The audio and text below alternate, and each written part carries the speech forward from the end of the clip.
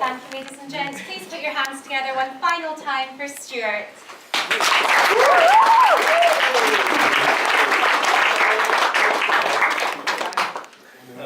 Every silver lining has a cloud. George, sorry, that's me.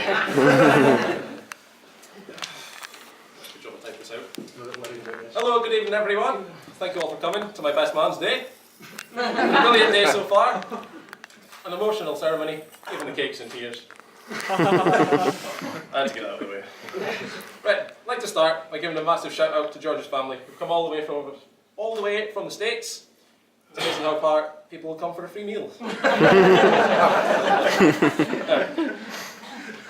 Never really been the best at public speaking. A little bit nervous. To give you an idea how nervous I am, this is the 5th time today I've stood up from a warm seat with paper in my hands.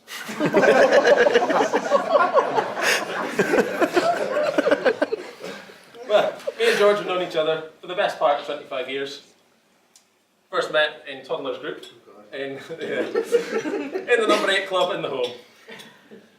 Now, I've been dreading having to do a best man speech ever since George proposed to Catherine for the first time, 16 times later. She finally said yes. But since the engagement, I've been trying to think of all the embarrassing times that we've had together. Sorry, the embarrassing things that I could tell about George. But whatever funny times we share, it's usually Stephen that ends up in the shit. You can ask him about the dog poo later. So now, I'd just like to go over some of the times we shared. So, we went to primary school and high school together. Done the odd daft thing. Like putting fish on top of the ceiling tiles in the changing rooms at the end of the year.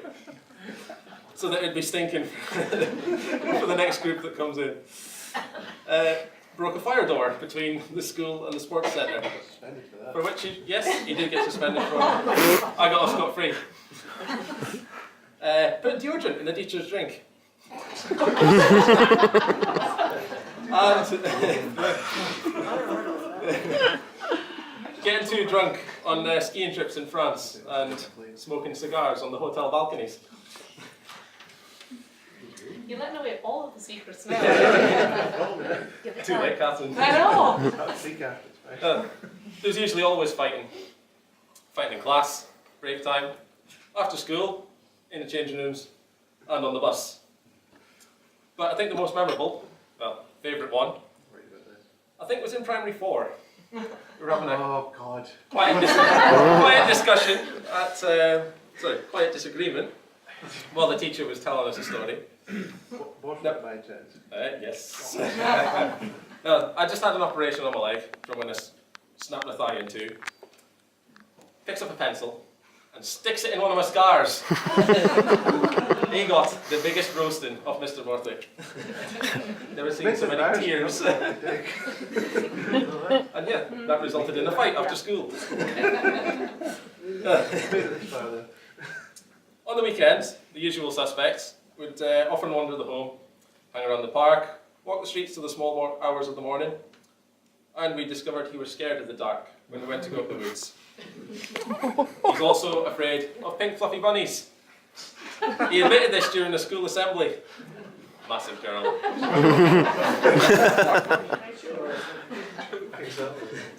Now that I mentioned a big girl, everyone seen the pictures from the stag do? Yeah? Yep. Yeah? Little Bo Peep? Yeah, well. I've seen the photos of you in it as well. They look pretty stunning. Thank you. Quite excited when he seen it, almost relieved. There was a massive shout, yes! However, I can see why. He's strutting around Newcastle, through the shopping centres, walking through restaurants, as little Bo Peep with his blow-up sex sheet. Doing shots from its bum in the nightclub, and sticking other things there, like bottles and chicken wings. Yeah, there was a sparkler, yes. Oh yeah. His challenge for the weekend was to take it everywhere with him, and also take care of it. He did leave it behind a few times when he went up to the bar, got lost more than a few times in the nightclubs, and the first sheep got murdered during the paintballing. Now, he hasn't actually paid for said failures, But I think 12 hours on a plane tomorrow with a massive hangover is punishment enough. We always knew George was going to be a driver. Trying to drive Ian's tractor when he could barely reach the pedals. Having a strong interest in cars and F1. Didn't take him long to pass his driving test. Just over 2 months, I think it was. And that was pretty much the time that it took him to put it in a ditch. And hit a hare and a deer. Good job he worked at the garage at the time. Well, the mechanics fixed it for him and he swept the floor and made the coffee. Now, apparently, I'm supposed to say something nice about the groom. This part had me stumped for a while. Or a couple of hours, because I really did write this yesterday morning. Then I thought I'd be truthful and say I've never known such a nice guy who's so easy to get on with, never really has a bad word to say about anyone, other than Catherine. He's literally the nicest guy I know, my best mate for many years. When we haven't seen each other for months, quite a lot of months, we usually greet each other with something quite derogatory, which I won't mention. And it's like we just seen each other the other day.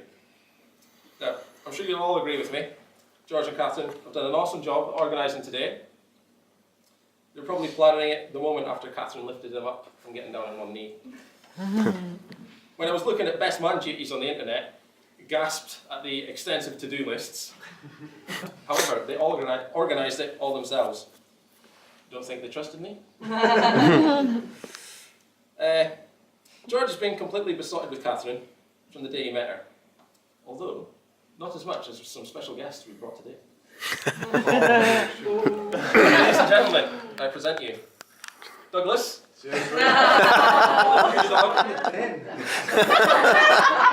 What's that? Under your pillow. I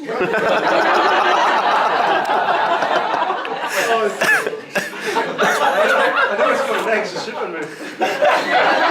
That's super move! Okay. Take that out. What's that? By the bed, by your side of the bed. In the bridge of Aaron, not the home. Now then, I'd just like to say how lucky both of you are to have each other. George, today you leave here with such an amazing, caring, funny, and beautiful bride. Catherine, today you leave with that gorgeous dress and some lovely flowers. Now, I'm going to read some lyrics out for George that will hopefully help him with married life. I was actually going to sing this, but I can't sing for Toffee, and it sounds worse than George's mating call. Wow!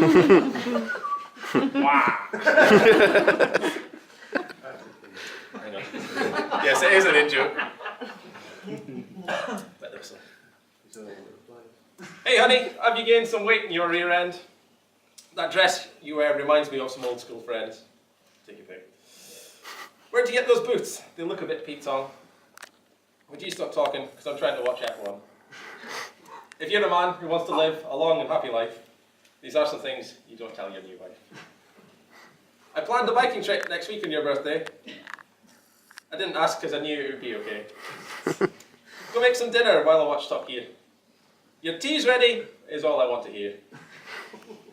If you're a man who wants to live a long and happy life, these are some things you don't tell your new wife.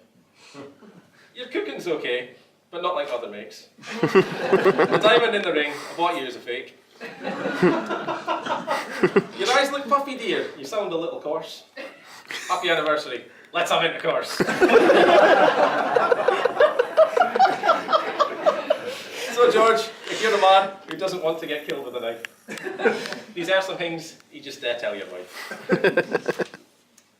Now, I'd like to leave you with these final words, which are quite apt for today. Marriage, in this day and age, is far from easy. With all the external pressures of day-to-day life, you will need to grow together a mutual trust and understanding, whilst not forgetting what first brought you together. In other words, may your love be modern enough to survive the times, yet be old-fashioned enough to last forever. Ladies and gentlemen, please raise your hands, the new happy couple, Mr. and Mrs. Acerton.